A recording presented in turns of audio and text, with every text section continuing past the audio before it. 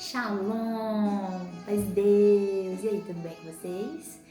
Meu nome é Ellen, desejo a vocês um dia abençoado pelo nosso Deus e vamos para mais um vídeo de reflexão devocional. Sou muito grata a Deus de poder estar aqui sendo instrumento nas mãos dele para estar ajudando vocês, incentivando os meus amigos e as minhas amigas, né, a estar tendo um momento com Deus, né? E aconselho a vocês, gente, principalmente assim, se for a primeira parte do dia, você está escolhendo, separando aquele momentinho para estar fazendo a leitura da palavra, estudando, né? Apesar de não ser um vídeo de estudo, mas não deixa de agregar conhecimento, não é verdade? Então, para ficar um devocional completo, vamos acompanhar, quem puder, acompanha com a Bíblia de vocês, um cafezinho e antes de começar o vídeo, faça uma oração, peça que o Espírito Santo venha abrir o coração de vocês, né? Ministrar no coração de vocês, trazer entendimento, né, para a mente de vocês, aquilo que o Senhor quer falar para vocês, aquilo que o Senhor quer revelar para vocês. Quando terminar o vídeo, faça outra oração agradecendo esse momento e peça que o Senhor Deus dê força para vocês, assim como eu tenho me dado também de estar fazendo devocional todos os dias. Peguem como prática, gente. Para mim tem sido muito importante, muito relevante na minha vida espiritual poder estar fazendo os meus devocionais. E aqui, apesar de eu não estar postando vídeo todo dia, mas eu posto 2 vídeos por semana, geralmente na terça-feira e na sexta-feira, que eu coloco. Pra quê? Pra estar ajudando aí, pra estar incentivando vocês, meus amigos, minhas amigas, irmãos, irmãs, né? Os primos, prima, quem quiser acompanhar, quem quiser compartilhar, fica à vontade. Vamos multiplicar a glória de Deus, né? Vamos falar das coisas de Deus, é maravilhoso, né? Melhor do que a gente tá falando da vida dos outros, não vamos falar das coisas de Deus, vamos falar do que é bom, do que é perfeito, do que é agradável, do que é honesto, do que é amável, né? E é isso aí, Filipenses, né? Então, vamos lá, não vamos estender muito não, porque é um capítulo pequeno. Eu acho que esse vídeo vai dar certo, não vou precisar fazer 2 vídeos. Vai até o versículo 27. Se eu não me engano aqui, ó, até o versículo 27. Então vamos dar início. No capítulo que foi o 16, né? O que nós falamos? Foi bastante coisa, né? Ó, falamos dos fariseus, dos saduceus, que eu falei pra vocês quem eles eram, né? Falamos do fermento, né? Dos fariseus, que o Senhor Jesus fala para os discípulos tomar cuidado com essas doutrinas exageradas, equivocadas, né, ao qual eles tinham criado, tantas regras que não tinha nada a ver com o que a lei, né, de Deus que Deus tinha dado a Moisés, né, não tinha a ver com aquilo, então era coisa que estava atrapalhando o povo de se chegar mais a Deus, e o Senhor Jesus veio para ensinar, o Senhor Jesus não veio para tirar a lei, pelo contrário, ele veio para ensinar a cumprir com a lei. A confissão de Pedro, quando Pedro fala, né, que o Senhor Jesus, ele é Cristo, o Filho do Deus eterno. E Cristo quer dizer Messias, é uma palavra grega, né, quer dizer Messias, mas em hebraico é Yeshua HaMashiach, né.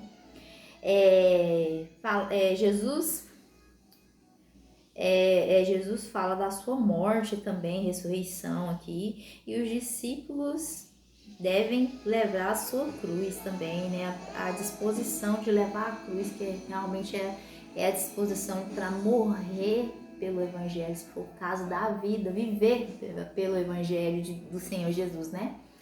Então vamos lá. Aqui nesse capítulo vai falar da transfiguração do Senhor Jesus, um momento muito importante, muito lindo na vida de 3 discípulos, né? Que o Senhor Jesus pega 3 discípulos e leva para um monte com ele, e lá eles veem. Vou dar spoiler, não, vamos ler aqui, e aí eu vou explicar, vamos lá. A transfiguração. Capítulo 17 de Mateus, versículo 1 em diante. 6 dias depois, Tomou Jesus consigo Pedro e os irmãos Tiago e João e os levou em particular a um alto monte e foi transfigurado diante deles. O seu rosto resplandeceu como o sol e as suas vestes tornaram-se brancas como a luz. E eis que lhes apareceram Moisés e Elias, falando com ele. Então disse Pedro a Jesus: Senhor, bom é estarmos aqui. Se queres, farei aqui 3 tendas. Uma será tua, outra para Moisés e outra para Elias. Falava ele ainda quando uma nuvem luminosa os envolveu, e eis vindo da nuvem uma voz que dizia: Este é o meu filho amado, a quem me comprazo. A ele ouvi. Ouvindo-a, os discípulos caíram de bruços, tomados de grande medo. Aproximando-se deles, tocou-lhes Jesus, dizendo: Ergue-vos erguei-vos e não temais. Então eles levantaram os olhos e a ninguém viram senão Jesus. Que momento, né? O Senhor Jesus sobe num monte alto e com ele leva Pedro, Tiago e João.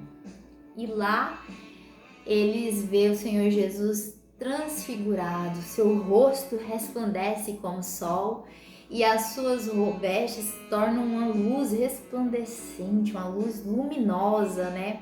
E quem eles vê? Elias e Moisés. Que coisa, né? Que coisa linda. Pensa a emoção de Pedro. Então, ele sente tanta santidade naquele encontro, Pedro, que ele propõe para o Senhor Jesus dele fazer 3 tendas. Uma para o Senhor Jesus, uma para Elias e outra para Moisés. Então, o que acontece? Esses 3, no caso, o Senhor Jesus, Filho de Deus. Antes do Senhor Jesus, tinha vindo Elias, ou tinha vindo Moisés, né? E Moisés era o profeta que falava diretamente com Deus, né? O Senhor falava com ele, né? Face a face, fala lá em Êxodo, né? Conversava com ele. E Elias também foi um profeta muito importante para aquele povo, né? Para aquela nação de Israel, o qual alcançou muitos milagres. Deus usou muito de Elias. Então, assim, eram muito importantes. E tem a profecia que falava sobre Elias, né? Só que um detalhe, Elias, ele não morreu. Eu tenho essa curiosidade, assim, não é uma curiosidade, mas assim, lendo, Elias, ele não morreu, ele foi levado em carruagem de fogo, certo? E Moisés? Moisés, na Bíblia fala que ele morreu e que teve uma luta de Miguel com Satanás querendo pelo corpo de Moisés, né? Então fala que foi escondido o corpo de Moisés, mas mais nada relata. Mas Elias e Moisés estavam juntos, né? Como assim? É mistério de Deus, não cabe a nós a indagar tantos mistérios, né? A gente tem que só contemplar a vontade e a soberania do Senhor, né? Então, assim, entender e esperar que Ele tem o melhor para nós. Mas é uma curiosidade que eu fiquei, porque realmente Moisés estava junto com Elias, eles estavam falando com o Senhor Jesus. Então, assim, são 3 pessoas muito importantes, né? Nomes, personagens muito importantes para nós, os cristãos, e para o povo judeu também, né? Aqueles que acreditam no Senhor Jesus. E eles se encontraram. Imagina Pedro vendo aqueles 3 nomes tão importantes, né? Só que o Senhor Jesus é o Filho de Deus, então ele é o primeiro, né? Ele é o mais importante. Porém, eles até então conheceram Jesus, o Messias veio, né? Depois de muitos anos, né? Acho que depois de Elias, muitos anos depois. E aí o que acontece? Pedro vê e para honrar aquela presença, ele propõe fazer essas tendas, porque era até acho que pelos teólogos eles falam que ele deve ter arremetido festas, né, do tabernáculo que tinham as tendas, tentando relembrar aquela... Eles são povos que recordam muito da cultura deles, dos feitos de Deus no passado na vida deles, né? Então, assim, os antecessores, eles ensinaram aos sucessores a adorar e a respeitar, né, essas tradições, né, que é de recordar o que aqueles que vierem teve relevância, né, que foram usados por Deus, né, como Moisés, como Elias, como Malaquias, né, e vai Abraão também, Isaac, Jacó, e assim vai. Eles têm conhecimento, sim,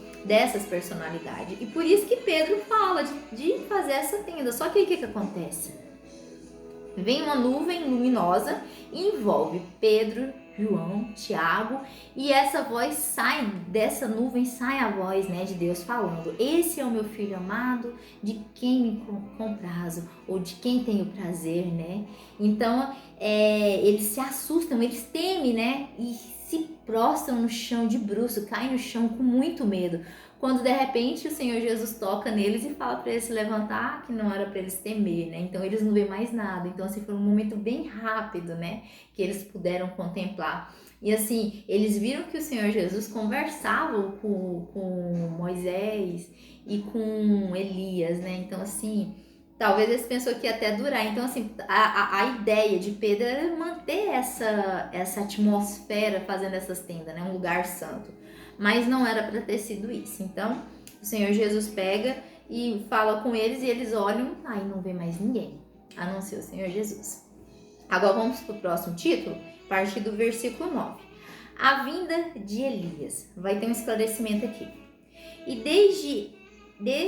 descendo eles do monte, ordenou-lhes Jesus: a ninguém conteis a visão, até que o Filho do Homem ressuscite dentre os mortos. Mas os discípulos o interrogaram: por que dizei, pois, os escribas, ser necessário que Elias venha primeiro? Então Jesus respondeu: de fato, Elias virá e restaurará todas as coisas. Eu, porém, vos declaro que Elias já veio e não o reconheceram. Antes fizeram com ele tudo quanto quiseram. Assim também os filhos dos homens há de padecer. Assim também o Filho do Homem há de padecer nas mãos deles. Então os discípulos entenderam que lhes falara a respeito de João Batista. Então, eles tinham esse negócio de falar de reencarnação, mas não tinha como João Batista ser uma reencarnação de Elias, porque Elias não morreu, né? Então, assim, já não teria se isso realmente fosse possível, né? Então, assim, não era Elias, mas o que era, assim, ele tem muita representatividade nas profecias e na palavra de Deus e naquilo que o Senhor Jesus também falava. Ele usava termos assim para que as pessoas viessem a entender, e também tinha alguns códigos assim, umas incógnitas que a gente realmente é só através do Espírito Santo para a gente poder entender. Então eles falaram dos escribas. Por que eles falam? Por que os escribas afirmam que Elias há de vir primeiro, antes do Messias, né? Era a profecia, porque eles são um povo que estuda. Eles pregavam, eles iam na sinagoga para quê? Para aprender, para ser falado da palavra, para ser falado das escrituras, né? Então, eles conheciam a profecia. Aí o Senhor Jesus pega e fala para eles, né? Que Elias já tinha vindo. Só que eles não reconheceram. Realmente, Elias viria e restauraria, né? Vamos ver aqui para falar direitinho, né? Então Jesus respondeu: de fato, Elias virá e restaurará todas as coisas. Aí, ó, tá vendo?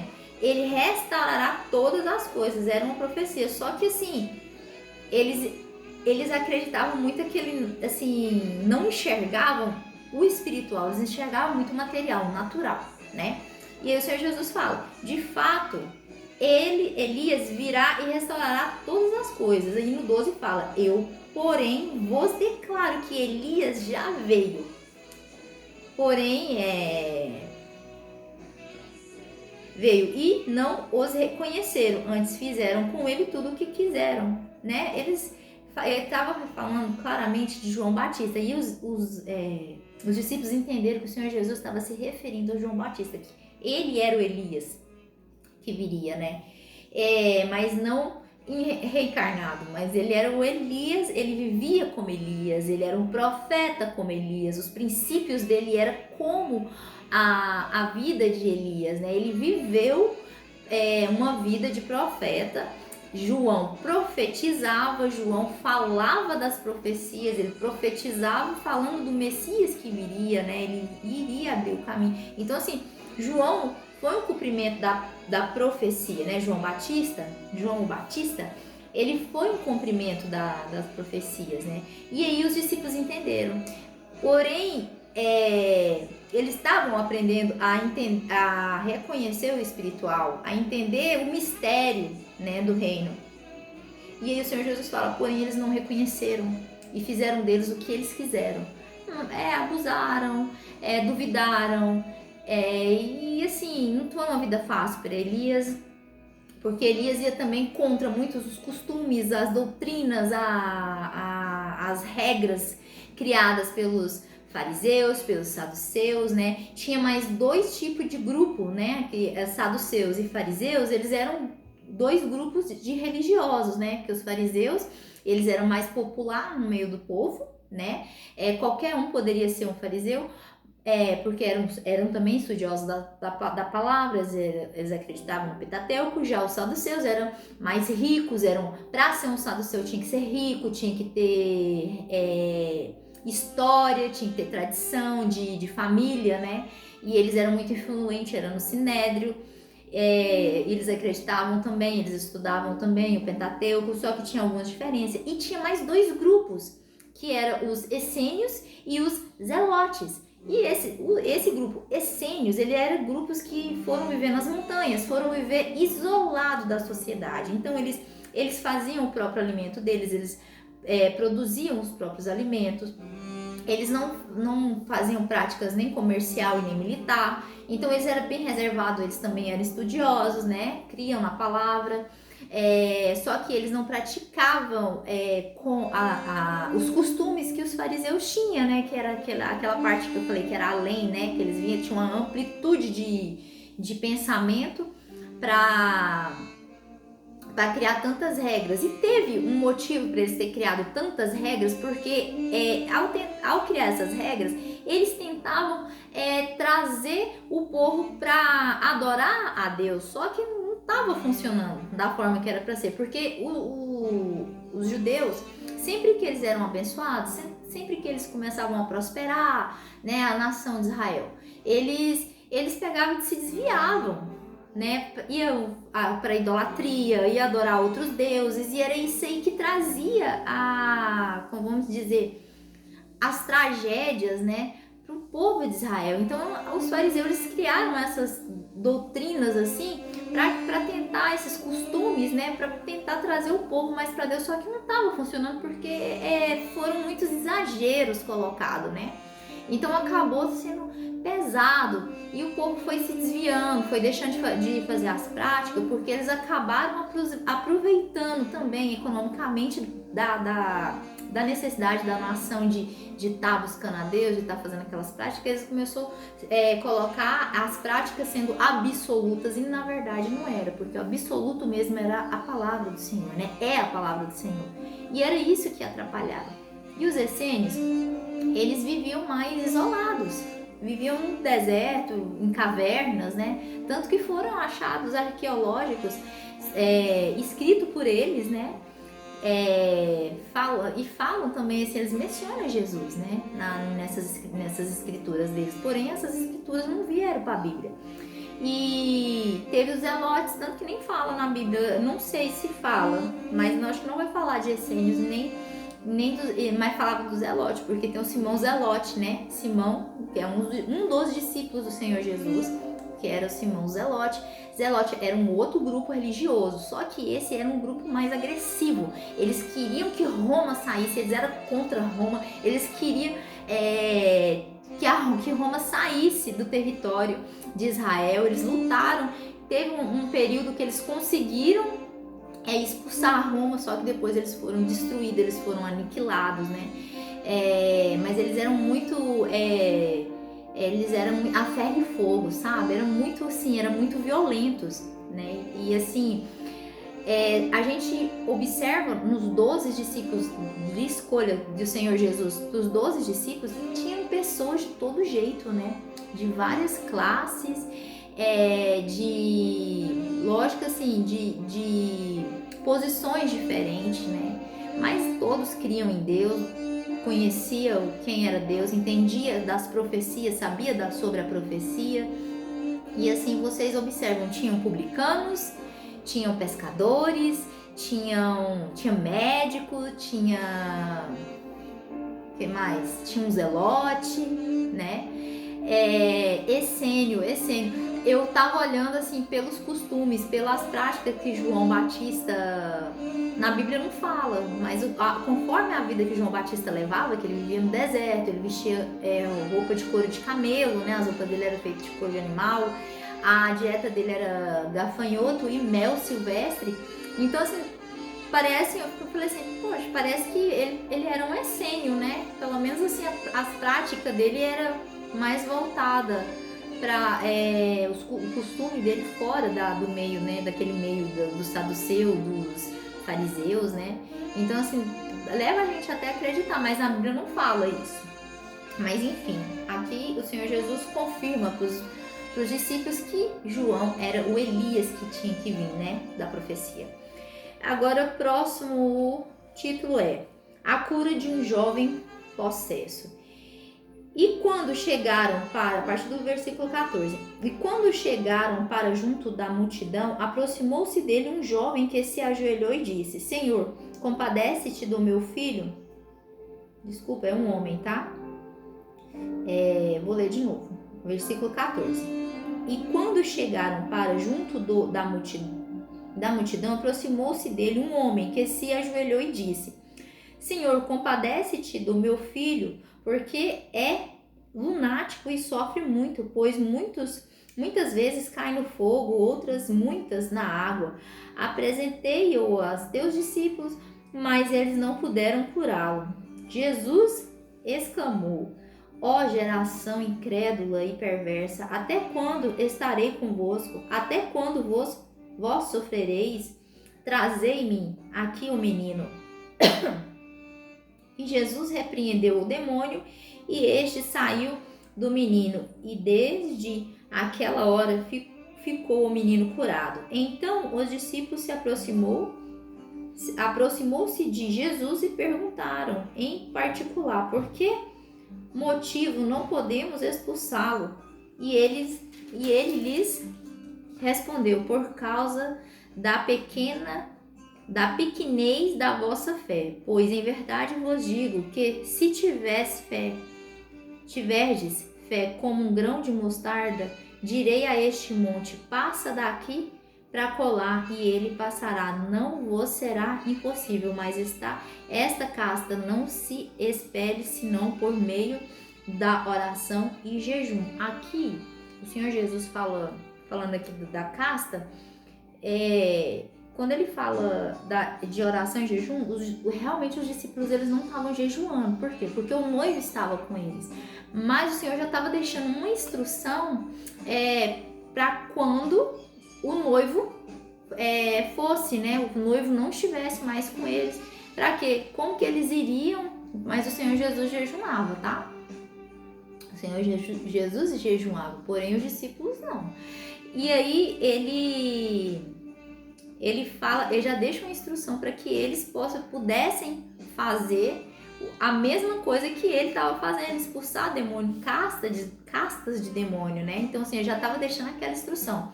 E aí ele fala, quando ele responde, né? Porque no caso, um pai chega, vamos voltar aqui, né? O pai chega lá, aproxima do Senhor Jesus, saindo da multidão, né? Aproxima do Senhor Jesus e pede pro Senhor Jesus libertar ele, porque o filho dele sofria, era lunático. E aí o Senhor Jesus fala para ele trazer o menino e o Senhor Jesus expulsa o demônio. E aí só que ele fala que os discípulos do Senhor Jesus não conseguiram. E o Senhor Jesus repreende, né? Fala para eles, né? Para os discípulos. Ó geração incrédula e perversa. Falou de maldade e de incredulidade. Até quando estarei convosco? Até quando o Senhor estaria com ele, né? Até quando vós sofrereis? Trazei em mim aqui o menino. E Jesus expulsou o demônio e este saiu do menino. Desde aquela hora o menino ficou curado. E aí os discípulos perguntam para o Senhor Jesus. E o Senhor Jesus fala para eles, né? Eles falam, por que nós não conseguiu, né, expulsar? O Senhor fala por causa da fé, que eles ainda estavam pequena. A fé deles estava pequena. E que aquela casta de demônio, por ser, no caso não era uma espécie, né, era uma casta de demônio, ela só poderia ser tirada com jejum e oração. Porém, o Senhor Jesus falou do tamanho da fé deles, que era menor do que um grão de mostarda. Um grãozinho de mostarda, você sente ele assim, ó, na sua mão, o grão de mostarda. Porque ele é muito pequenininho, mas o que o Senhor Jesus fala? O grão de mostarda pode ser pequeno, mas quando ele é semeado, quando ele é germinado, ele se torna grande. Ele se torna grande, né? Então, assim, a fé pode ser pequena, mas ela tem que ser estimulada, ela tem que ser germinada, ela tem que ser praticada para que ela cresça, para que ela aumente e assim podendo fazer milagres, prodígios ao qual o Senhor Jesus fez, né? E o Senhor Jesus fala, ó, direi a este monte, olha só, direi a este monte, passa para colar e ele passará. Mas na verdade esse monte, eu ficava imaginando, né? Nossa, mas como assim? Esse monte passar, mas é um monte que impede que um monte que nos trava espiritual, impedindo que nós nos acheguemos a Deus, que nós nos compreendemos o tamanho e a magnitude do que Deus é capaz de fazer por nós, do amor de Deus, sabe? Então é mais assim sobre isso também, né? E aí nada vos será impossível se a nossa fé, gente, você colocar sua fé em prática, o Senhor Jesus deixou aqui falando, ó, nada vos será impossível. Nada é impossível para aquele que crê. Olha que coisa linda, é o Senhor Jesus que está falando. Olha só como não acreditar. Vamos dar continuidade aqui para o próximo título. A partir do versículo 22, o título é: de novo Jesus prediz a sua morte e ressurreição. Reunidos eles na Galileia, disse-lhe Jesus: o Filho do Homem está para ser entregue nas mãos dos homens, e este o matarão, mas ao terceiro dia ressuscitará. Então os discípulos se entristeceram grandemente, porque a expectativa dos discípulos era aquele Jesus justiceiro, o Messias justiceiro, que brigasse, que fosse colocar Roma para fora e eles pudessem reinar. Mas o Senhor Jesus não estava falando desse reinado. O Senhor Jesus não estava falando do reinado ao qual herdariam aqui na terra, mas no céu, né? Aqui essa terra tudo passa, né? Tudo passa. O que não passou e que não passará é a palavra do Senhor, é a história do Senhor Jesus, é o poder de Deus sobre aqueles sobre os escolhidos, né? Aqueles que se detém a Ele, né? Aquele que busca estar perto de Deus, por mais que seja falho, mas que tem um coração sincero, que tenta consertar, que busca ser perfeito, né? Não vai ser, sabendo que não vai ser perfeito, mas tá perseverando, tá se esforçando. É isso que agrada o Senhor, né? Então, assim, os discípulos ficaram muito tristes, porque eles pensavam que seria diferente, né? Que o Senhor Jesus não ia passar pela mão como é que fala aqui, ó? Será entregue nas mãos dos homens, né? Não seria entregue aos homens, né? E o Senhor Jesus explicando para eles, falando para eles, né? Como seria. Tem essa parte também aqui que ele fala, né? Que o Messias veio, mas porém eles também não reconheceram, né? E assim como fizeram com Elias, né? Com João, seria feito com ele também, né? O Senhor Jesus já estava deixando avisado isso para eles, né? E aí eles ficaram muito tristes, porque também não atendia muito às expectativas deles, apesar de muitos milagres e prodígios que o Senhor fazia, eles achavam que o Senhor Jesus ia lutar, ia como é que fala? Ia fazer aquela justiça que eles achavam que era tirar o domínio, né, dos romanos da terra lá da Palestina, de Israel, né, da nação de Israel, mas não era isso. Era além disso. O Senhor Jesus, ele queria levar a luz ao mundo, ele trouxe a luz ao mundo, né? A história, a trajetória dele, ele trouxe a luz ao mundo, e os seus discípulos disseminaram isso, né? Foi o papel crucial dos discípulos, ele ensinou os discípulos e os discípulos disseminaram isso para o mundo, né? E hoje o mundo inteiro conhece, temos irmãos no mundo inteiro, né? Cristãos. Agora, próximo título e o último título, que é a partir do versículo 24. Jesus paga imposto. Tendo eles chegado a Cafarnaum, dirigiram-se a Pedro os que cobravam imposto das 2 dracmas e perguntaram: não paga o vosso mestre as 2 dracmas? Sim, respondeu ele. Ao entrar Pedro em casa, Jesus lhe antecipou, dizendo: Simão, que te parece? De quem cobra os reis da terra impostos ou tributo? Dos seus filhos ou dos estranhos?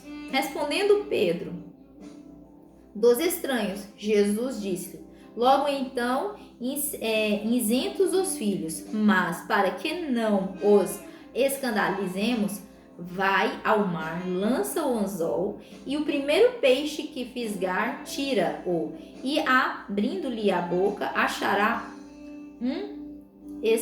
estáter, toma-o e entrega-lhes por mim e por ti. Esse tributo, esse imposto que eles cobravam, era um imposto para o templo, né? Era tanto que eles não falam de publicanos, eles falam aqui dos cobradores de imposto. Então, assim, todo judeu, né, tinha que todo judeu adulto tinha um valor para pagar de imposto para o templo. E aí ele fez uma pergunta para Pedro se o mestre dele pagava imposto ou se não ia pagar, e aí Pedro respondeu que sim, né? Ele já foi imediato respondendo. E quando ele foi falar com o Senhor Jesus se antecipou a ele e perguntou para ele de quem que um rei cobra imposto, né? Dos seus filhos? Não, do povo conquistado, né? O rei não cobra imposto de um povo conquistado ou de seus filhos. E aí o Pedro fala, né, do povo conquistado. E aí o Senhor Jesus fala, logo então estão isentos os filhos. Mas, aqui o ensinamento, mas para que não os escandalizemos, vai ao mar, lança o anzol, e ao primeiro peixe que fisgar, tira-o e abrindo-lhe a boca, achará um estáter. No caso tinha dracma e tinha o estáter, era um dinheiro, né? Toma-o e entrega-lhes por mim e por ti. No caso, esse estáter, ele era de um valor que daria para pagar o imposto do Senhor Jesus e de Pedro também. E olha só, a provisão que o Senhor Jesus teve para Pedro, né? E para ele, né? Mostrando mais uma provisão milagrosa, né? Da onde tirar um peixe, o primeiro peixe que sair do mar, ele abre a boca do peixe, lá tem o valor. E outra coisa, por que o Senhor Jesus fala isso, sendo que os filhos é isento do tributo? Porque para não trazer confusão, o Senhor aconselha Pedro que pague o tributo. Para quê? Porque era um costume. Para quê? Porque o Senhor Jesus tinha medo? Não. Porque era uma forma de mostrar que não queria guerra, que não queria escandalizar, causar, confusão desnecessária. Lembra lá nos capítulos anteriores que fala que o Filho de Deus que viria, você não ia ouvir a voz dele gritando na rua, né? A gente percebe que também, assim, a gente entende que não era de confusão, que não era de briga, não era aquela coisa escandalosa, né? Então o Senhor Jesus, ele tinha ele era compassivo. E assim, para que trazer confusão? Para quê? Porque se ele não pagasse o imposto, ia acarretar mais um problema, porque ia ser mais uma perseguição. Então o Senhor Jesus estava ali para cumprir a missão. É como se fosse assim, eu vejo assim, Ellen, chegando em um lugar, aí eu tenho que, por exemplo, vou visitar minha avó. Aí chegando lá, tem alguém da família que não gosta de mim. Não é o meu caso, tá, gente? Eu só tô dando um exemplo. Aí tem alguém lá da família que não vai com a minha cara, ou porque tem alguma confusão, ou porque algum dia eu ofendi, ou porque realmente tinha uma perseguição comigo. E aí ele começa a criar coisas assim, como é que fala? Desconfortáveis, umas regrinhas lá, por exemplo, vai entrar dentro da casa, tira o chinelo. Eu tô lá pra ver minha avó, então eu vou fazer de acordo com o que tá lá na casa, né? A ordem da casa, a regra da casa. Eu preciso ver minha avó. E qual que era o meu propósito? É ver minha avó. No caso, eu só tô dando um exemplo, gente. Nada que isso tenha acontecido na minha vida. Então o propósito é ver minha avó. Tá, vou tirar o chinelo. Vou entrar respeitando o ambiente, né? Por quê? Porque a minha missão lá, o meu propósito é ver minha avó me vê, porque minha avó me ama, é obedecer, é honrar a minha avó, entendeu? No caso. Então, assim, é mais ou menos isso aí. O Senhor Jesus, ele tinha uma missão. E a missão dele não era caçar confusão aqui. Pelo contrário, era mostrar compassividade, mas porém com autoridade, né? O Senhor Jesus, ele tinha um momento dele falar, ele tinha um momento dele defender a ideia dele, como é que fala? A revelação de Deus, né? A mensagem ao que ele estava trazendo, porque era a missão dele. Porém, assim, ele não tinha, as pessoas não tinham como, assim, quando começava a entrar aquela confusão, o Senhor Jesus saía. Quando começava a entrar aqueles alvoroços, meio que uma rebelião, o Senhor Jesus saía do meio daquele povo. Pra quê? Porque a missão dele não era para brigar, não era para estar discutindo, não era para estar fazendo debate. Era trazer a mensagem, o evangelho dos céus para todos aqueles que estivessem precisando. No caso, eu tô dando um exemplo aqui, tipo assim, eu ir lá na casa da minha avó ver minha avó, meu propósito não é caçar confusão com quem tá lá. Apesar da pessoa estar me perseguindo, tira o chinelo, entendeu? É só um exemplo. Aí você entra, você vê sua avó, você alegra o coração da sua avó, você faz uma oração para sua avó, né? Eu tô dando um exemplo. Pode ser uma amiga também, pode ser um tio, uma tia, pode ser o pai ou a mãe. A gente não sabe, existem N famílias com N problemas, né? Então, assim, não interessa o que a pessoa vai te perseguir, o que, eu não vou fazer porque tem fulano, porque não gosta de mim, mas você vai deixar de ver a pessoa, você vai deixar de ajudar a pessoa, você vai deixar de cumprir a sua missão por causa de probleminhas, coisas que você pode evitar, coisas que você pode resolver. Então o Senhor Jesus mostra claro aqui a ideia, a inteligência e estratégia, né, apesar dele ser isento de pagar um imposto, para que não houvesse confusão, ele pagou o imposto. Você entende? Então é mais ou menos isso. Para que criar confusão? Eu aprendo aqui nesse texto com essa parte aqui, isso, que não interessa o que está ao redor de mim ou os empecilhos que eu vou ter. Eu sempre tenho que estar no meu lugar, no meu posicionamento, longe de confusão, porque se eu entrar em conflito com alguém, aquilo ali pode me fechar a porta, pode me deixar fora de acesso ao propósito que Deus quer que eu cumpra. E para mim, para nós, tem que ser importante nós cumprimos o propósito de Deus. Eu tô gravando vídeo aqui. Eu sei que eu não vou agradar todo mundo. Eu sei que nem todo mundo vai concordar com as minhas reflexões, com o que eu tô falando, com o que com o que eu estou refletindo, né? Mas tá tudo bem. Pode vir até comentários aí que pode me entristecer, mas eu devo parar de fazer? Aí é o que o Senhor vai ministrar no meu coração. Não sei até quando eu vou estar gravando vídeos. Eu não sei qual que é daqui pra frente, o meu futuro, como que vai ser perante a esse posicionamento que eu tenho de hoje estar gravando vídeo, né? Então, assim, reflitam vocês aí na vida de vocês e procurem fazer aquilo que o Senhor Deus quer e requer de vocês. Entende? Faça a vontade do Pai, custe o que custar. Seja sensível à voz do Espírito Santo.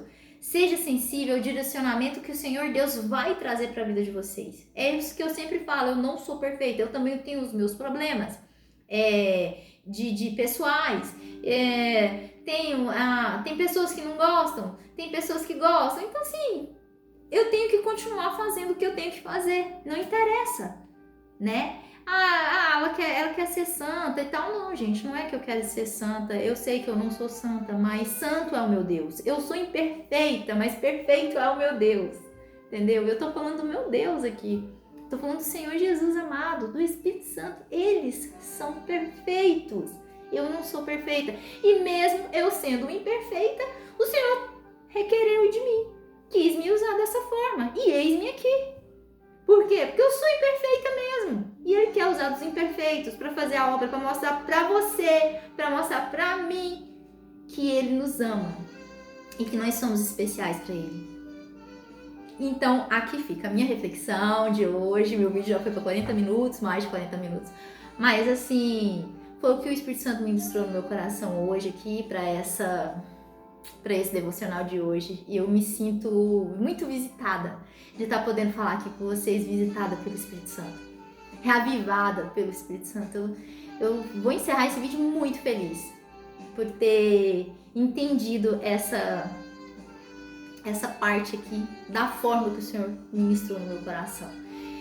Então fica aqui para vocês, peço vocês que orem por mim, eu desejo vocês, oro por vocês, que o Senhor venha abençoar a vida de vocês e venha dar a solução para a vida de vocês naquela necessidade ao qual vocês estão buscando, que o Senhor venha com revelação, com escape, que vocês venham desenvolver um relacionamento com Deus, para que vocês venham entender o que é realmente o amor de Deus por nós, né? Então fica aqui minha reflexão / devocional do capítulo 17 de Mateus.